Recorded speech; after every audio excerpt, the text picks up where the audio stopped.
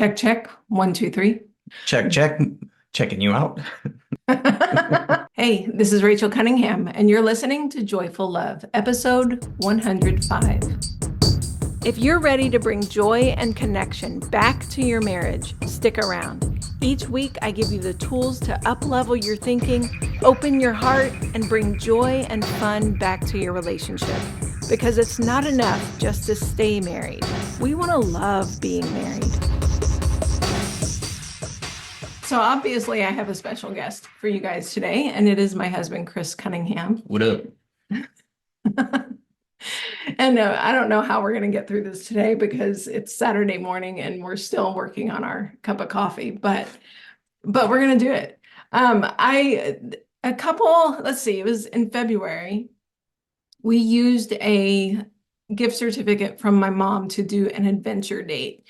And if you've never done an adventure date, it's basically where you go online, you type in your city, and then they send you a surprise email that says, okay, we're ready to go on a date. And they give you all the clues to go to different places in your city. And so you end up going to a dessert place and a sandwich place and a soup and salad place. And you end up gathering all this food, and then they take you to a special place to have a picnic. So that's what we did. It's a great thing to do when you live in a city like Nashville, where there's so many food places that pop up almost every day, and you never get the chance to really explore it all. So this is a great way to explore it. So this date took us to the Belmont Mansion, to some gazebos there, to have our picnic, and it was really fun. And they, at the end of it, after we ate and everything, they sent us like 15 questions to ask each other to kind of spur on conversation. And if you followed me for long, I'm a big fan of questions. I've in my Stoked Marriage Mastermind group, I recommended a little card deck full of questions to ask your partner and things. So anyway, all of that to say, we went through these questions, and one of the questions was, what is love? And I loved Chris's answer so much that I said, you have to be on my podcast. And he said, okay. Okay, here I am. So my answer to what is love was very short, because I'm a woman of few words many times until I get on this podcast. But What's the implication there? That I'm a man. The implication is that you have like 1,000 words to my 3 words. Also known as mansplain. No, I don't think of you as a mansplainer. I just think of you with lots of words to say. Until a few situations. And then I think of it as mansplaining, but rebuke accepted. I didn't know that's what this podcast was. Okay, so my answer to what is love was when you fully look into someone and you see them and you hear them, and you really you see them and you hear them for who they are right now, not who you wish they were, not the potential you see in them or anything like that, but it's you fully see them and accept them for who they are right now. And I love my answer, but I also want Cris to share his answer because it was so beautiful. So Cris, what was your answer to what is love? It's funny, like when you asked or when we were going through the question there, I remember just pausing and going, what is love? And the image that came to my mind, I'm going to try and remember, sometimes you say something and there's power in it, or there's a feeling rather than like an actual full-blown thought that you can articulate. And I remember having that moment, and the image I had feels cliche almost to say it again. And I remember thinking that at that point too, but I thought about the sun, how when the sun is what it is, and the beauty that it provides to us, it gives us light, it gives us vitamin D. It's the very source for the plant life on the planet. And when you look at like the grass, I geek out over grass. It's in such abundance around the entire globe, and without the sun providing what it does, the energy and I can't remember all the terms that we learned in school or whatever, of what causes grass to grow, but the sun is a very integral part of that. It's, it just provides so much to us. Just the simple thing of the fact, I mean, it's very complicated, but light that it provides to our planet. And the sun isn't trying, it's not striving to do those things. It just is. It's being what exactly it is. And so it's made up of whatever it's made up of, the gases and the whatever formula it takes to make all that happen, the heat and the light and the energy that it gives. And like it just gives us so much. And I think that was what my answer was. It was very much that if we're like the sun in that we just become that thing rather than striving to do it. I'm not saying we don't do work and we don't like work towards love, because I think there is that aspect of it as well. But when we are centered and we aren't worried about all the distractions around us, worried about trying to people please or taking criticism into our heart and then making that become something. So we become afraid to do certain things, whatever it is. But the formula that is us, the true, authentic, deep rooted version of ourselves that's not distracted or hindered by all the noise and the outer things, when we become and we just be, then that source of whatever it is at the core of us. I don't even know what all. I guess people are fighting to figure this out all through the universe and throughout all time.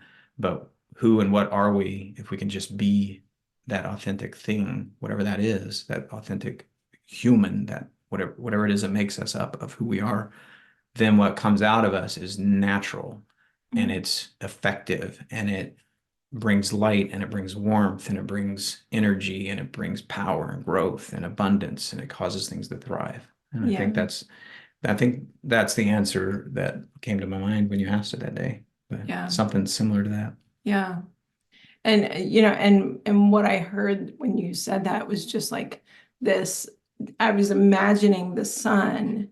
The sun is not striving to do anything. It's shining its pure self. And then it's giving the whole world like this massive amount of benefit and love and growth. And like when we can personally look within and say, who am I? Let me live into that. Let me just simply be who I naturally am and who, the core of us, I fully believe is beautiful and love. And then, our traumas and our pain and our the things of life, the stories that other people put on us, the stories that we put on ourselves, like that can cover up who we really are, like the sun within us. And so our job to love is to shed all of those false stories and to look at who we really are. Look at, how much our core is pure love, and our core is when we tap into who we really are, it is a natural thing that love comes out. And when I shine, it helps you to feel loved and to love. And when you shine, when you live into your full self, I feel loved in return. It's not a selfish thing. Like, our loving ourselves and honoring our soul's desires, honoring, who we have been created to be is not a selfish thing. It's a beautiful thing that serves others as well. Yeah, one of my favorite things that you teach, like we literally have to learn to love ourselves. And I think in our younger years, we thought that was self-centered, that it was something that was ego driven, that we need to put others first. And I'm not saying we don't put others first, but one of the most, I said this a little bit earlier, but one of the most famous gurus who have ever lived said, learn to love your neighbor as yourself. What does that mean? And that's not a topic that's really from our background, our history. That's Jesus, it was Jesus that said that. Yeah. Yeah. And in the church, generally, when we were, more church going type folk, that wasn't discussed in that way. And I think of that verse, that Bible verse all the time. And not to make this a religious conversation, I don't think that's what we're having here. I think it is deeply spiritual, but that's an important thing to acknowledge. If I'm okay, what's the inverted side of that? I think like if I'm not loving myself, can I fully love my neighbor? Yeah. Can I? So, and we're not talking about being self-centered. We're not talking about purely just focusing on me whenever I say learn to love myself. It goes back to this idea of how whatever happened that put us as humans on this planet, whatever the heck that was, whether it was creation or evolution or whatever, whatever, like it's beside the point of the how we got here. But because we are here, because I am, because I exist, what does that mean as a person who is like the sun exists? And what is the sun? And how does it just be? How do I just be? And what does that look like? And this goes Mhm. back to that idea of love, like what at the core of me, because every fiber of my existence, I think, craves to love. And I Mhm. think if I'm hating myself, so if we go inverted on that, if I hate myself, then I'm so distracted that I can't love my neighbor. Yeah. If and I don't even think we look hate is a strong word because I don't hate myself. Well, Sometimes we do I go beat the there. crap out of myself. Yeah. I am so hard on myself and I don't give myself the kind of grace and mercy that I do give others. So I think that's a nice thing to know as well that I do offer grace and kindness and to total strangers. But on my bad days, you've seen me when I get so frustrated about a topic, whether I come home from work and I've been arguing with another, I'm freelancer, so it's not another employee, I guess, but when I'm arguing with somebody about various things, oh, I get so mad at them and I just get resentful Mhm. and spiteful, like towards those people. That's not the way I want to be. That's not, Right. I think that's where, going back to what I said a minute ago, one of my favorite things that you teach is that in a relationship, that when we take control of our own thoughts, manage our own emotions, and we become fully aware of like those things. And we're allowed to be angry, we're allowed to be spiteful, and we're allowed to do those things. But if we become aware of them and allow those things to pass and then get back to the true core of who we want to be and what we crave to be, I think that's an awesome path. And I Mhm. don't want to pretend I know what you teach exactly, but that idea that I am in not control or in charge, I'm responsible for my own well-being to enable myself to love and be that Mm. creature of love Yeah. to my partner, who is Yeah. you. I love that. I love that.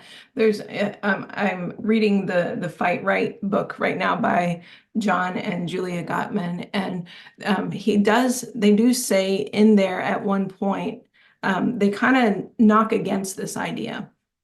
And they say, you don't have to fully love yourself in order to love someone else. And I had to pause there and go, okay, let me look at what they're saying because I teach totally the opposite, right? And I love the Gottmans, and I've done a training with them, and I love the Gottmans so much. And so I had to pause and go, okay, where are they right? And I thought, there are so many moments when I wasn't loving myself that I actively loved my kids, and I wasn't loving myself and I actively loved you and other people. And I think like it's not impossible to love someone else when you're not caring for yourself and when you're beating yourself up. It's not impossible. It just makes it so much harder. And if it goes on for a long time where you're not caring for yourself, you're not nurturing yourself, you're not talking good to yourself, right? Then you're eventually going to tire out and you're not going to love as easily. And it's going to feel like just actions that are full of resentment. And I think that's my point is like, if you want to feel free and excited about being in your relationship and excited about being selfless, sometimes you have to also do that for yourself. You have to also say, hey, where am I talking negative about myself? Where am I talking poorly about myself? Where am I looking down on myself? Where am I neglecting myself? Let me start loving myself more so that I can enjoy loving somebody else. And when you enjoy loving somebody else, that person is going to feel it. right? Like when I, enjoy making you a cup of coffee because I just really want to make you a cup of coffee, it feels so much better than going, oh gosh, he expects coffee this morning. You know what I mean? Like it's so different. Yeah. And if you want a joyful kind of love, you have to look at yourself too and shine and just be. Yeah, and that gets back to this notion of like, I heard a quote recently. I'm trying to remember where I heard this, but it was that when you're most distracted, you're most unhappy. And so Mm, if we're dropping that into this idea of love, that if I'm so distracted by beating myself up, it might be, we've all said like, I'm so stupid, or oh, I'm an idiot, or I drop the F-bomb a lot of times, like when I'm saying that. Well, that's not being who I truly am. That's not the truest part of who I am, that I'm a fucking asshole, or, mhm, or I'm you're such a jerk, or you're a moron, or I say something trying to be cool in front of other people, like trying to impress somebody or something. And then like I end up like anytime that I do that, whenever I don't try to impress people, I'll get in the car and go, I just get frustrated. Like mhm. it's so weird. And I like to think I'm not a people pleaser, but I think that that's just not true. That there's Yeah. something in me that, I love being around people. I'm such an extrovert, and if I feel like it went badly for some reason, or I said something, I tend to make jokes all the time. And then I'll say something and then I recount my joke and I'm like, oh my gosh, that was probably really offensive. And then I feel like I gotta talk. So now I'm really distracted. I'm not even in the present Mhm, moment. I think we need to be responsible for like things we say. And if we did offend somebody, go back to them. Boy, oh boy, I can just dwell on myself and get, mhm, and that's not what we're talking about when we say love your neighbor as yourself. We're talking like this is so different than that. That's very mhm, like ego kind of like, and I don't even mean like egotistical. I mean like I'm very much chasing something that is kind of unrelevant and it makes me mhm, unhappy. Like those are the mhm, things that, but whenever I'm present and when I'm being, mhm. I think it sounds so ethereal, but I think it's a lot more simple than that. Like, Yeah. how do I just be who I am? Well, I think Yeah. it's like literally like, what do my fingertips feel like? What am I Mhm, tasting when I eat? When my feet hit the ground, what do my toes feel like? I think it's being grounded and like we hear this a lot, but like being like a child who is they can wake up and smile and be playing with like a little 1-year-old can be picking at grass blades and mhm, having the time of their life. And I think we lose that as we get older. We hear this. This is all cliche stuff, I guess, but we begin to lose that because it's cliche, doesn't make it not true. We do lose that. So how do we become less distracted? If distraction makes us unhappy, distractions are usually about the future and the past. mhm. Almost always. Ticked off at myself because I said something offensive, maybe. I might not even said something offensive. So I'm just dwelling on the past. Or I don't have this dream that hasn't come true yet. Or my relationship, like if you and I got into a fight, then I'm distracted about that. What did I do wrong? What can I do right in the future? I'm not even in the present moment if I'm Mhm. not careful. Yeah. And I don't think that's saying don't be responsible for your actions. I'm just simply saying when you're most distracted, you're most unhappy. Yeah. I think that rings Yeah. very true with me. Yeah. Yeah. I would say that's true. And when I'm most present, I'm most happy. Mhm. And so this is the idea of Yeah. being like, Yeah. and stop with all the noise in our mind that's trying to protect ourselves, that lizard brain Mhm. that we have Yeah. that, Yeah. yeah. Well, and I think also like worry and like bringing it back to relationships, like I'm not typically a jealous person. Like I can't remember ever a time, except in the beginning of our relationship when we were still learning each other. But like for most of our marriage, I was not a jealous person. But then like perimenopause started happening, and like all this stuff started happening in my mind, and like I started having brand new thoughts and brand new self-doubts. And those self-doubts started leading me to thinking, oh, he's probably doubting me too. And so like what in those moments, like when I'm and then like, another pretty girl walks by or whatever, and I'm like, oh, just suddenly jealous. Whereas a few years ago, pretty girl walks by and I'm like, oh my gosh, she's hot, isn't she? And you're like, yeah. But like, but like like this year it's been more difficult. And so my point is there, like, where does loving myself come in there? When we're jealous, when we're noticing new things about ourselves and struggles in our relationship, is my job to convince you not to ever see a pretty girl, not to ever think a girl is pretty? No, he shook his head no. It's to look within and say, why am I scared? Why am I, where is my self-doubt? Where am I not loving myself? Where am I not seeing my beauty? Like that's my work, is to look within. It's not to convince you of anything. Right. So, and I think so many times, like no matter whatever is going on in our relationships, whether it's frustration or resentment or, or jealousy or anything like that, it's like when we can look within and say, where do I get to love myself here? Am I feeling resentful because I'm doing so much work and doing 90% of the parenting or whatever, right? That's a lot of my clients' issues. If so, where can I love myself? Where can I sit down and take a break so I'm not so resentful? Where can I ask for help more? Where can I, have a conversation with my partner so that they understand what's going on more, right? Like, where can I like really take care of myself genuinely?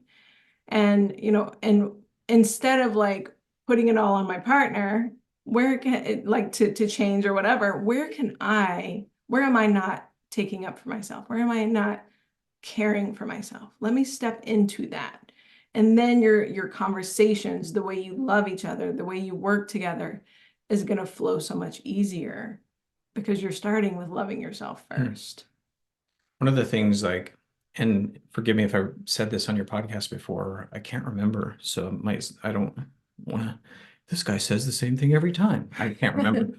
Um, I don't remember the circumstances, but I was really upset with myself about something, or I was upset about our situation or whatever. Like I'm such the whiny guy when it comes to my dreams. I want to be full-time filmmaker. I am kind of. That's unfair for me to say that. But I want to be more fiction and I do a lot of Mhm. documentary work. So I want to and we're still in the middle of making our film. So it's probably something to do with that if I had to guess, because I spent a lot of time dwelling on this idea of like what I want to be doing and I'm not quite there yet. And that's my lot in life to deal with. But I was walking down the road and I remember the sun had come up already, but it was still at that low point. The sky was real beautiful. And I was like, whoa, this is beautiful. And I noticed how the light was reflecting off the trees and the grass was so green and it was like just gorgeous. I started just noticing everything around me. And then when I got back to my brewing or stewing on whatever it was I was stewing on, I was like, wait a minute, wait. And I had almost this image of a snapshot of like a bird's eye view of this situation. I just went through all these things that were gorgeous, like the sun, the sky, the trees, the ground, like everything around me. It just felt the weather was like that perfect weather. I just remember that Mm. too. And then I was like, how am I just realized it was this big aha that I had excluded myself from that Mm. snapshot, that I wasn't part of that beauty. And I know Mm. that sounds, I don't know. I think that's where it gets like, this is where rubber meets the road. It's not so ethereal when you look at it like that. Mhm. Am I excluding myself from the beauty that I see around me? Because again, we go back to this idea of evolution versus creation, irrelevant. The how we got here is irrelevant. We are here. And when I look at that snapshot, do I exclude myself from the beauty that I see? Mhm. And so I do a lot of note taking and journaling. Somehow I come up with a acronym Blacker for that. And it's beauty. These are the things that I see in the world around me. I see beauty, I see love, I see abundance. Against it goes back to that idea of like the grass is like insane. It's so abundant. It's thriving. And if I back up and I say love, how do I see love in the world? I see the sun being what it is and providing. Like this feels like such whatever, however we got here, it feels like such a loving gesture that this thing called the sun gives us light and so and heat and energy and like Mhm. like everything that we have seems directly impacted by the sun. But I feel like that was a loving gesture. I see creativity. So we're going down that blacker list. Beauty, love, abundance, creativity. If the world ain't creative, if I don't know what is, like there Mhm. are parts of the universe that the human eye will never see, but if we got to see it, one thing's for sure, it's going to be damn beautiful, like Mhm. and creative. So you have that, and then I feel like there's a kindness. I think it was Einstein who said, "You, the deepest question you have to reckon with is this universe a kind place?" And Mhm. so, like, I love that quote. I think it was Einstein. I see an expanding universe. So that's the E. How do I Mhm. become expansive emotionally, spiritually, and intellectually? And then I see a receptivity down to the things that I touch, the grass will move. Uh, it's it's if I push on something, it moves. If like Mhm. it's everything's vibrational, like the way that things work. If I touch you, you feel that. So you've received Mhm. an input from me, which is amazing. So how do I become that thing that I see happening all around me? You hear me. Your little receivers called ears are taking in that which I say. So Mhm. if we are those things, beauty, love, how do we just be that? And I Yeah. think it's as simple as looking at the world and going, whoa, when I see something that's gorgeous, that sunset's gorgeous. Wait a minute, I'm part of that. How am I Mhm. missing that I'm not gorgeous too? Yeah. For me, nature does so much for me. Like it helps Mhm. ground me in the present Yeah. moment because it's beautiful now. Yeah. It's not that it's beautiful. It's not that it wasn't beautiful yesterday or won't be Mhm. beautiful tomorrow. Yeah. It's beautiful now. Yeah. Yeah. I think when you said like when you look at nature, like it's beautiful now and like nature does so much for you. It took me back to, I mean, there are so many times I've been hiking in the woods or, just outside in our backyard, even where nature has just like helped me fully just be present. It's just like, oh, this is what it's all about, right? Mhm. And then I remember when you had mentioned nature, I remember the biggest feeling I've had of, oh my gosh, I'm part of this beauty was when we were in Hawaii last year and we walked through the dormant volcano. Oh, And so good. I was just like everybody was talking and I was like, hold on, guys. I just have to experience this. And I just went and sat down and I just like, it was, I mean, it was gray all around. It was so vast. I knew that at one point, there was boiling fire coming out of that place. And I was sitting right there in the middle of it. And it was so gorgeous. And I was just like, oh my gosh, there is so much beauty. And I get to be a part of it. Mhm. And, and I just felt so peaceful during that time. And there is something about like, so I think like if I could encourage anyone to do anything, it would be go in nature, go for a hike, go in the woods and start just like realizing that you are part of that. You're part of that beauty. Yeah. Is it the Iki Kilauea Trail? Is that where we were? The volcano? I think I think it so, was at yeah. the volcano National Volcanoes Park, and oh my Hmm. gosh, it was Yeah. unreal. Hmm. It was weird. It's like, I don't know, a few square miles of volcanic Hmm. and very little plant life except for what was the I tree? think it's the Ohia The tree. ohia tree, yeah. It's a gorgeous Yeah. tree. It's one of the only plant lives that can split rocks as nothing else can grow in that. Mm. It's pretty amazing.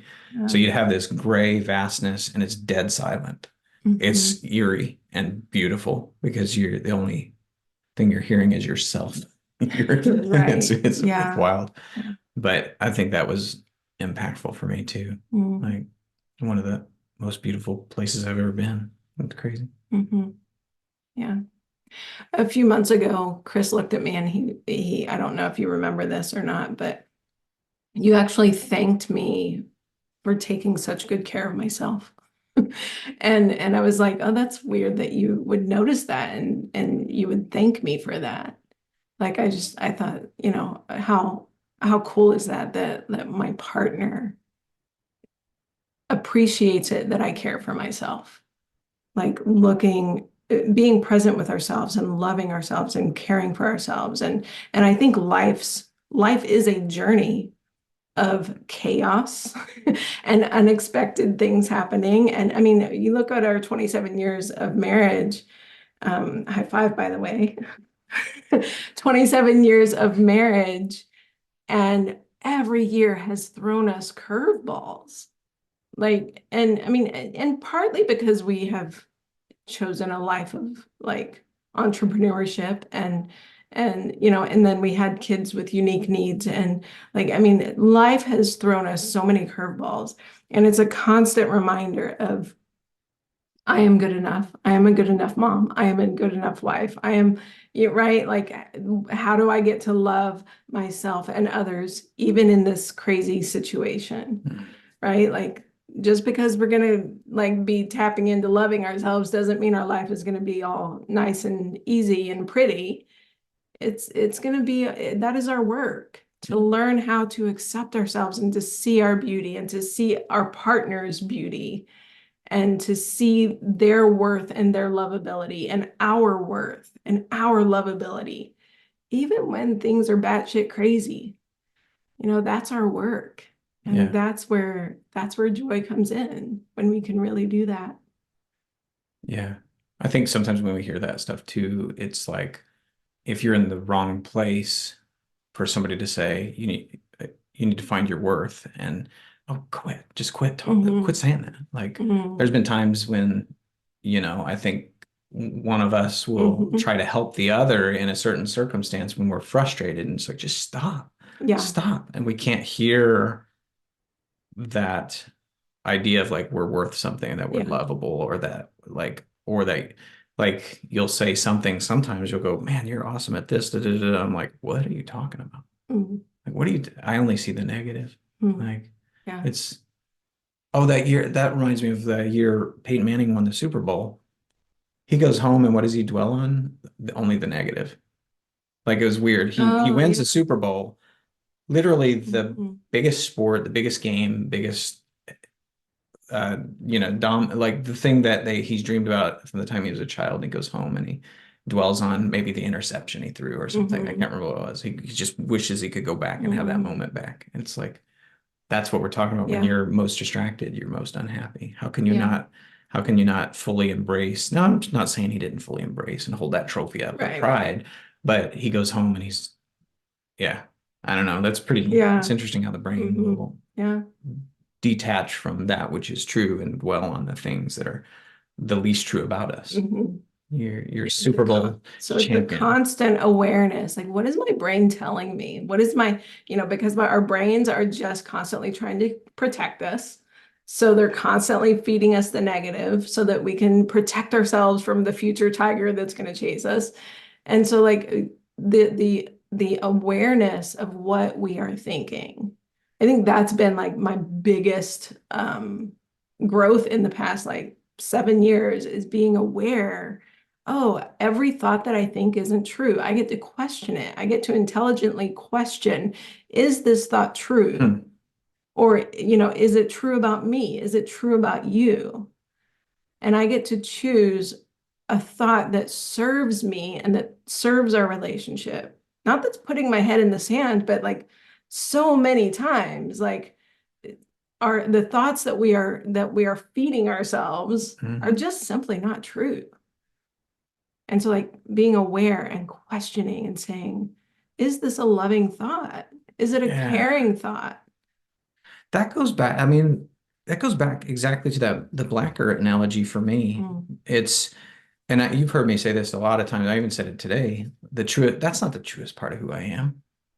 What and like to even like if you're telling yourself anything like or my relationship sucks, that's not the mhm, truest thing about like I've had that thought when we get in an argument. Oh, everything's going bad, even my mhm, relationship.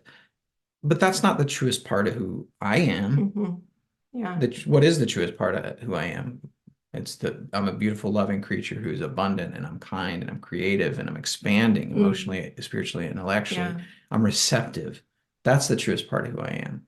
I Mhm. am, you And know, here's the beautiful thing that ties it all in together. When we can believe that about ourselves, when our partner is struggling to see that in themselves, it's so much easier to remind them of that, right? Like if I am seeing my worth, it's so much easier for me to see your worth and to remind you of that when you forgot it yourself. I think that's one of the beautiful things of being in a partnership is like we get to remind each other that we are amazing, right? Like I get to, like on your down days, I get to say, remember, you're amazing. Like you are beautiful, you're creative.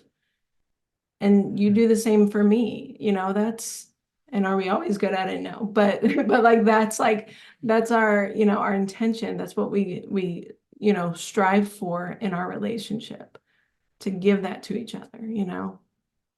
Um, and one of the things that I really do in my membership, like a lot of what I coach on is helping the women in there, see the beauty in themselves and trust themselves no matter what. There's all kinds of relationships in there. There's, great relationships where they just want to dig in and learn these skills and keep the momentum going to keep a friendship and a partnership and a romantic relationship growing. And then there's also, the other side of the spectrum that, some people are, their partners might be wanting to leave. And so, but in all of them, all of my clients, all of my the Stoked members in there, like one of the big themes is, do you trust yourself with this? Right? Even if your partner was to leave you, do you trust yourself? Let's make sure you trust yourself on the other side of this. No matter what happens, let's dig in and see your beauty and your worth so that you can step in and love your partner even when it's hard. And that membership is such a powerful community, and they're in there supporting each other through all of this. And I do want to let my listeners know that I am opening the doors to Stoked again on March 29th.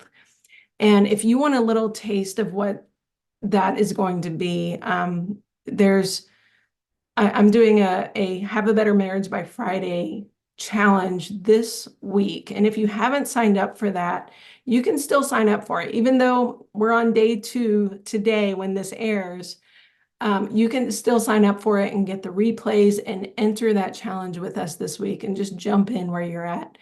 And as soon as you register, I'll send you the replays as well. So you can register at rachelcunninghamcoaching.com/challenge. Again, that's Rachel spelled with an AEL, Cunningham Coaching.com/challenge. That's a mouthful. It is. I want to just chime in. You've worked so freaking hard on this. You care so deeply about your people, your tribe, and it's honestly like I can't believe the sheer volume of work and care and kindness and love that you poured into this whole thing. Rachel Cunningham cares deeply. Thank you. I do want to read a testimony from one of my clients in the Stoked membership. She's actually the very first member to sign up for Stoked. And when she signed up, I told her, it might just be you and me for a year. And she said, okay, I'm all in. And I said, I'm all in with you. But then we had a bunch of other people show up as well. But here's what she said about Stoked. She said, I can say that Stoked has finally made me feel heard, and for the first time supported by a group of women who aren't judging me for my problems. I often relate to the women who are brave enough to step up and be coached live and be vulnerable. I am learning how strong I am and that my marital issues don't need to define me as a person, a woman, or a mom. Rachel's down-to-earth attitude and her view on life is so calming, even when I am in tears with frustration and feeling so overwhelmed. That's when I jump on a coaching call and she helps me see the bright side, a new perspective, and almost always I am feeling lighter and smiling. Stoked is the best thing I've ever done for myself and my marriage. These women in Stoked feel like soul sisters and my biggest cheerleaders. They lift me up when I need it, and I hope I do the same. I relish in their successes and feel their anguish when they describe their heartbreak or struggles. If you want a supportive, loving, wonderful community of caring women, join Stoked. It's the best thing I committed to do for myself to stop staying stuck. Dang. Yeah, and I so appreciate that testimonial, and so many people have said the same thing, and I love that community, and I would love for you all to join as well when the doors open on March 29th. And again, you can get a little taste of what that's like with the free challenge this week. So sign up for that again at rachelcunninghamcoaching.com/challenge, and I'll see you there. All right. Thank you, Cris, for having this conversation with me. Thank you for being a beautiful, loving, abundant, creative, kind woman who's expanding emotionally, intellectually, and spiritually. Oh my goodness, And that being is a receptive. mouthful. I love you. Thank you. I love you too. Thanks for listening to Joyful Love. If you'd like to know more about my work, come visit me at rachelcunningham.com. That's Rachel spelled with an AEL, Cunningham.com.